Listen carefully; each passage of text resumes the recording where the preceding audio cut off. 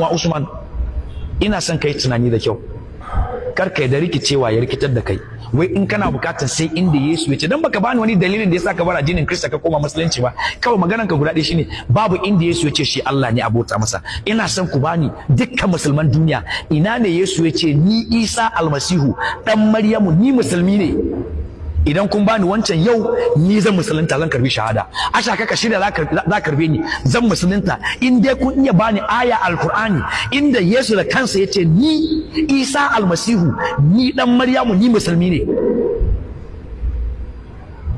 dan uwa Usman ba kai mun laifi ba kana da ikon ka shiga ka fita by the way ka fita jiya kifas ya dawo yau muna tare 1 minus 1 plus 1 minus 1 ne amma muna bukatan ka domin babu ceto a wani wuri wanda ya wuce Yesu Kristi sannan sirrin allantaka sirri ne ko su yadda ko kar su yadda yasa Yesu yana cewa uba na gode maka da ka boye wannan sirrin ga wayanda suke tunanin suna da ilimi ka bayyana ma jarirai wanda ba su san komai ba domin sirrin allantaka ba هو الذي أرسل رسوله بالهدى ودين الحق ليظهره على الدين كله الله سيكفى بالله شهيدا Allah say هو الذي أرسل رسوله بالهدى ودين الحق.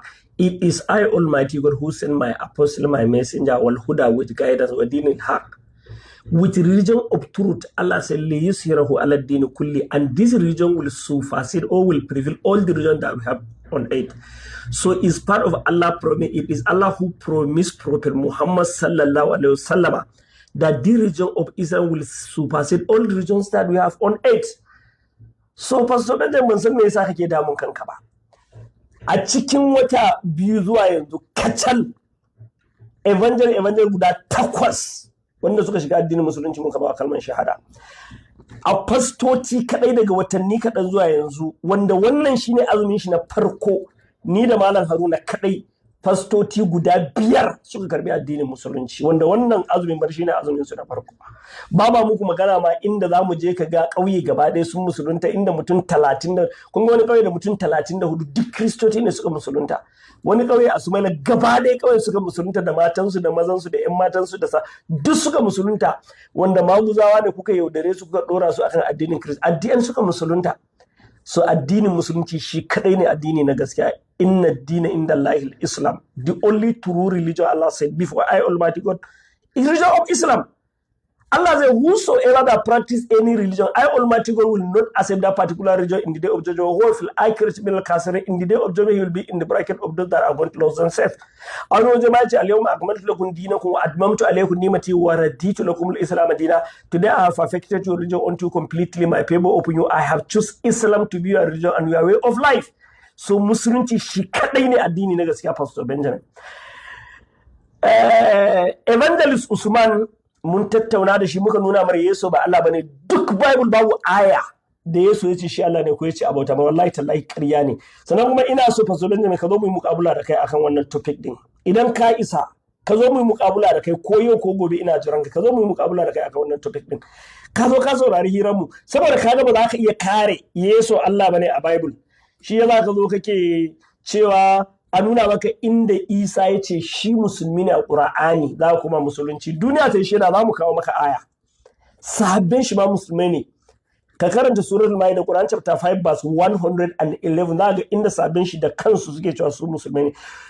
See, you people who don't know the meaning of Islam. Islam means to submit yourself to the will of Allah.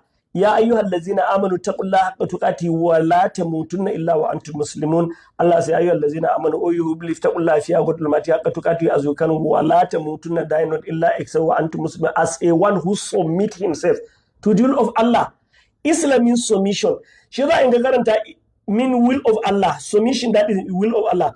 That is in the book of Matthew chapter 7 verse 20 when Jesus said, not everyone who say unto me, Lord, Lord, will enter the kingdom of God, but those who do the will of God. So this will of God, that is the will of Islam. To submit yourself in complete submission to the will of God, that is the will of Islam. That is the mean. Islam ana nufin miƙa wuya. Da larabci miƙa wuya shine ake nufi da Islam din ba wani abu ba. Amma bari mu baka aya da Yesu yace shi musulmi ne a Qur'ani inda yace ya miƙa wuya is left for you to fulfill your promise. In ga dama ka musulunta, in ga dama kar Allah saka in ga dama kuma karka musulunta, muna maka addu'a ka musulunta Pastor Benjamin. Bari in baka aya. Tunda na san kana binje, go and check Quran chapter 2 verse 136. Let me read the verse for you. Allah say, Qulu amanna billahi, you Muslims say we believe in Allah, wa ma unzila ilayna. We also believe in what Allah revealed to us. Wa ma unzila ila Ibrahim. We also reveal what God Almighty revealed to Abraham, wa Ismaila, and Ishmael, wa Ishaq, and Isaac, wa Yaqub, and Jacob, wal Asbad, and the children of Jacob. Wa ma utiya Musa wa Isa. We believe in what Moses and Jacob brought from their own Lord. Wa ma utiya nabiyuna min rabbihim. We also believe in what all the prophets of Allah brought from their own Lord. La nufarriqu bayna ahadin minhum. We make no any separation in between the prophet of Allah, for saying that we believe in some prophet, we did not believe in some prophet. Allah say, wa nanu lahu muslimun. All these prophets, they were Muslims. Jesus Christ, Abraham, Ishmael, all the prophets that God Almighty mentions their name in this verse, they were Muslim. Wa nanu lahu muslimun. We are Muslim, meaning we have submit ourselves to the will of Allah in complete submission. Yesu al-Masih Muslimine. Christianity was established after Christ had lived with so many years. I know you know. We have been challenging the Christian. That is the reason why the word Christianity is not mentioned in the Bible. Why? Saboda Yesu almasihu bai sa addini suna Christianity ba. Allah bai sa addini suna Christianity ba. Shi da kalma ta Christianity ba ta Bible, amma kalma ta Christians an ambace shi a wurare guda uku. Mun sa akwai bambanci tsakanin Christianity and Christian. Christianity means the name of religion, while Christian means the followers of religion. Unlike Muslim mean the followers of Islam. Islam means the name of religion. Akwai sunan Muslim in the Holy Quran, they are name of Islam. Inna deen in the line Islam. Why? Because the religion is from God Almighty. But the word Christianity is not in the Bible, but the word Christian is mentioned in 3 places. In the book of Matthew chapter 20, in the book of Acts of the Apostle chapter 11 verse 26, Acts chapter 22 verse 28, in 1 Peter chapter 4 verse 16. That the word Christian were mentioned in 3 places. By who? By who? Saul or Paul or Bulus. Paul, he was the one that established Christianity, not Jesus Christ. Somebody look at the calculation. We have 27 books of New Testament. 27. We have Matthew, Mark, Luke, John, Acts of the Apostle, Romans, 1 Corinthians, 2 Corinthians, Galatians, Ephesians, Philippians, Colossians, 1 Thessalonians, 2 Thessalonians, 1 Timothy, 2 Timothy, Titus, Philemon, Hebrew, James, 1 Peter, 2 Peter, 1 John, 2 John, 3 John, Jude, Revelation. Waɗannan su ne littattafai guda 27. Out of this 27 book, 14 or 14 was wrote by Paul. Paul, who was not even among the 12 disciples chosen by Jesus Christ. There is no any indication that Paul has ever seen Christ throughout his life. Bai taba ganin Yesu ba. Ya rubuta littattafai, wasiƙu littattafai guda 14 a cikin 27. Wallahi tallahi shi yazo da addini. That is whenever you have been quoting the book of Paul. Did God Almighty send Paul to you or Jesus Christ? So saboda haka Yesu almasihu musulmi ne, ga aya mun kawo maka, ya rage naka musulmi ko kuma. Sannan maganar Pastor Kefas da kake, Pastor Kefas bai zama Kirista, musulmi ne. Zan samu ku hiran mu da shi yanzu nan ba da daddawa ba, ka duba fadin na baka ni. Pastor Kefas su Pastor Umar Yusuf kawo man ziyara Jos. Suka je Jos suka kira shi a suna so su gaisa. Ku kawo wannan bidiyo inda yace a koma Kirista. Shi wallahi jiya min wajen form school Pastor Kefas bai koma Kirista ba, har yanzu yana musulunci. Yau da muke magana na da shi ya ce min ya rinka da Allah akwai azumi a bakin shi. To yaushe kuma ku kawo bidiyon da ya koma Kirista. Ku da addinin ku da ƙarya. Sannan lastly zan yi lecture akan haka, akan cewa ka ce babu wani mai ceto he Yesu aina, ba dai a wannan Bible din ba. Go and read the book of Matthew chapter 20 verse 20 to 22. I have been quoting this verse for you people. You didn't say it. I want you to respond to this verse. One Bible said the mother of Zebedee, she come with her 2 sons. She come to Jesus Christ.